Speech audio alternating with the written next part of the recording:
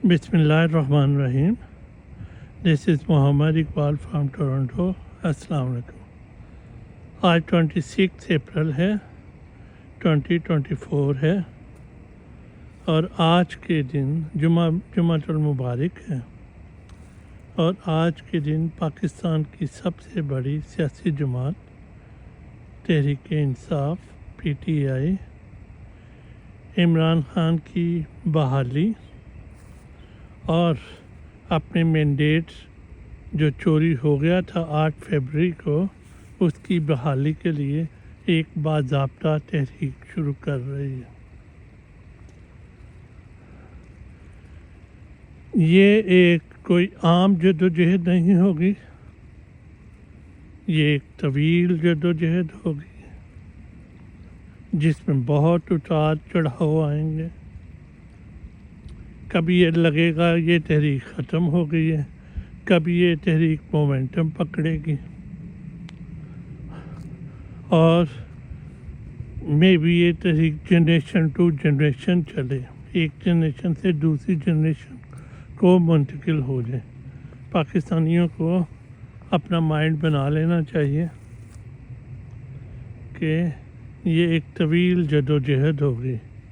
पाकिस्तान में rule of law, constitution की supremacy, civilian supremacy को लाना इतना आसान नहीं होगा, क्योंकि हमारी तारीख नॉर्मल दूसरे मुल्कों से बहुत कॉम्प्लिकेटेड है।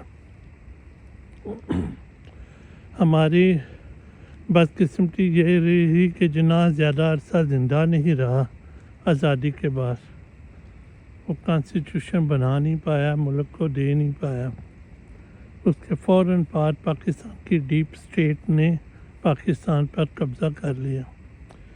पूरी दुनिया में डीप स्टेट्स होती हैं, उनके मफादात होते हैं, लेकिन उनके मफादात उनके मुल्कों के कॉन्स्टिट्यूशन के अंडर होते हैं और वो अपने स्ट्रेटजिक जो मफादात होते हैं, इंटरेस्ट होते हैं, अपनी कौम के लिए उनका तहफ़्फ़ुज़ करते हैं और अपनी कौम की सॉवरेनिटी के लिए, अपनी कौम की आज़ादी के लिए, अपनी कौम की खुद मुख्तारी के लिए, मुआशी और सियासी इस्तेहकाम के लिए वो काम करते हैं और अपने पॉलिटिकल सिस्टम को पीछे खड़े होकर मजबूत करते हैं, जिससे कौमों की जो बरादरी है, कौमों का जो मुआशरा है, उसमें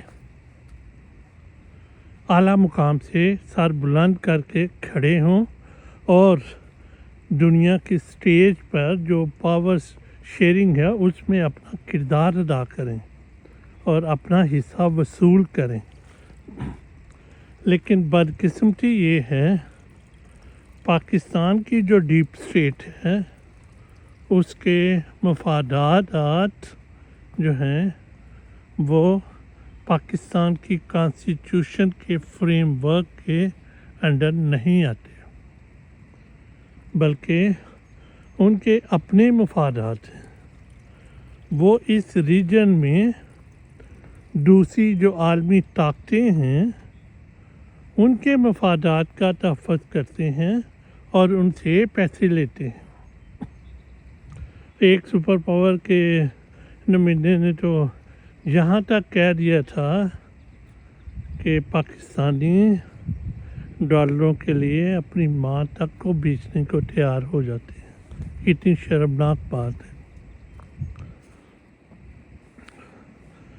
तो पाकिस्तान जो अगर हम शुरू कर लें, थोड़ा सा तारीख़ में देख लें कि पाकिस्तान किस बुरे तरीके से जकड़ा हुआ है इस वक्त आलमी मालियाती निज़ाम में, और आलमी जो डिप्लोमेटिक निज़ाम है और अब जो सफारती आलमी निज़ाम जो है उसमें पाकिस्तान बुरे तरीके से जकड़ा हुआ है और आलमी मालियाती निज़ाम में भी बुरी तरह जकड़ा हुआ है। उसकी मिसाल क्या है? अभी ईरान के सदर आए हैं हमारे پاکستان میں 3 دن کا دورہ کر کے گئے ہیں. جس شاعن شان طریقے سے ایران کے صدر کا استقبال ہونا چاہیے تھا ہماری گورنمنٹ نہیں کر سکے. کہیں امریکہ ناراض نہ ہو جائے. ایک چھوٹا سا آفیسر ایئرپورٹ پہ بھیج دیا. پاکستان کا صدر، پاکستان کا وزیر اعظم، پاکستان کا chief of army staff airport پر جانا چاہیے تھا اس کا استقبال کرنے کے لیے. وہ ہمارا مسلم بردر ملک ہے اور ہمارا ہمسایہ بھی ہے. امریکہ تو 5000 کلومیٹر دور بیٹھا ہوا ہے، تو اس نے تو ہمارے ساتھ ہی رہنا ہے. اور اس ریجن نے ڈیولپ کرنا ہے، ایران نے ڈیولپ کرنا ہے، پاکستان نے ڈیولپ کرنا ہے. ان دونوں کی ترقی ایک دوسرے سے جڑی ہوئی ہے. اور ابھی ایران کا صدر پاکستان میں ہی تھا، لیکن امریکہ سے دھمکی آ گئی اگر پائپ لائن پر آپ نے ایران سے کوئی ڈیل کی یا جو تیل سستا خریدنے کی یا اپنی تجارت بڑھانے کی کوئی ڈیل کی تو پاکستان پر ہم پابندیاں لگا دیں گے. تو یہ ہے ہماری آزادی کا معیار. اور یہ ہے یہ تو ہو گیا سفارتی سطح پر. اور عالمی مالیاتی نظام میں یہ دیکھ لیں، ہم قرضوں کے ایک ویشیس ٹریپ میں، ویشیس سرکل میں بری طرح جکڑے ہوئے ہیں. اب ہمیں قرضوں کی ادائیگی کے لیے نہیں بلکہ قرضوں کے اوپر جو سود ڈیو ہو جاتا ہے اس کی قسط دینے کے لیے ہمیں قرضے لینے پڑتے ہیں، پچھلے قرضوں کو ری شیڈول کروانا پڑتا ہے. تو کوئی ایک ملک جب تک معاشی طور پر خود مختار نہ ہو وہ اپنے آپ کو آزاد ملک نہیں کہہ سکتا.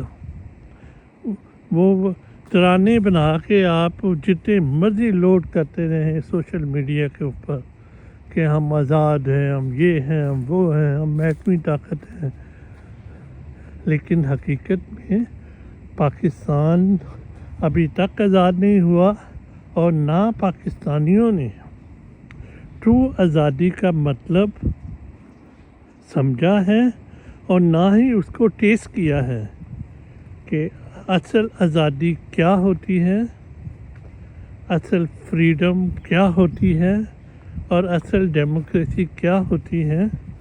یہ پاکستانیوں کے لیے یہ اجنبی چیزیں ہیں، ان کو بالکل نہیں پتہ.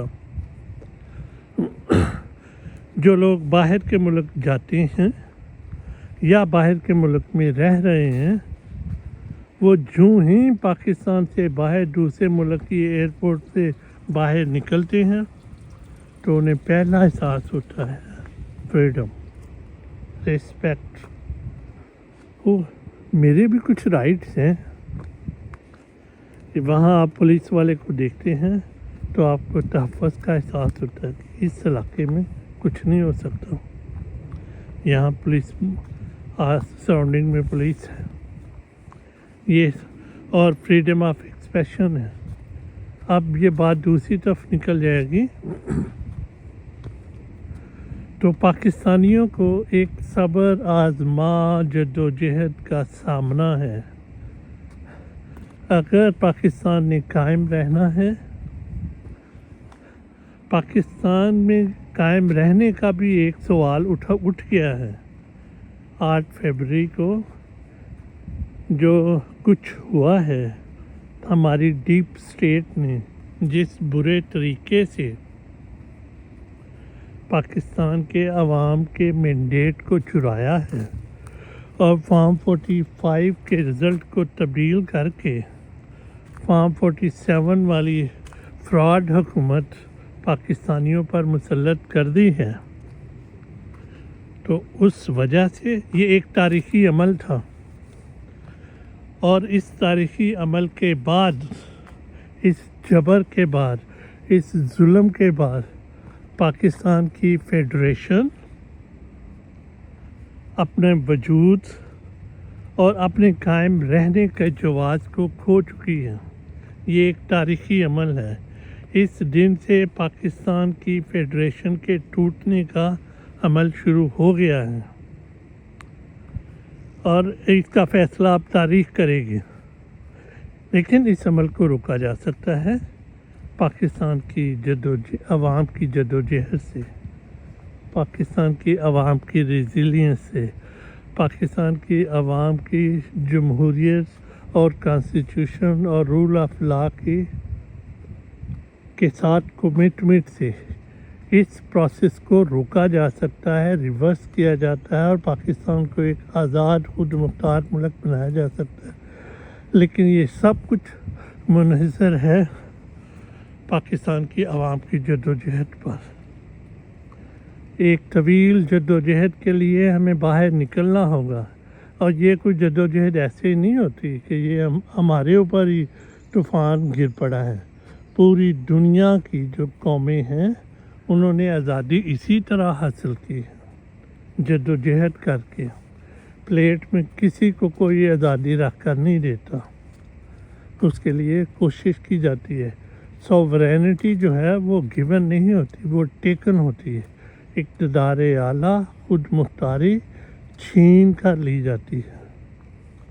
پاکستانی عوام کو پاکستان کی ڈیپ اسٹیٹ کے کمرشل امپائر کو ختم کرنا ہوگا، ان پر قبضہ کرنا ہوگا، اور پاکستان کی ڈیپ اسٹیٹ کو کانسٹیٹیوشنل فریم ورک کے اندر لانا ہوگا. اور جن لوگوں نے کانسٹیٹیوشن توڑا ہے انہیں سزائیں دینی ہوں گی. جب تک یہ پروسیس کمپلیٹ نہیں ہوگا پاکستان حقیقی آزادی کو بھول جائے. تب تک غلامی میں ہی رہنا پڑے گا. اب تک اتنا ہی، پھر ملتے ہیں کسی نئے ٹاپک کے ساتھ. اللہ حافظ.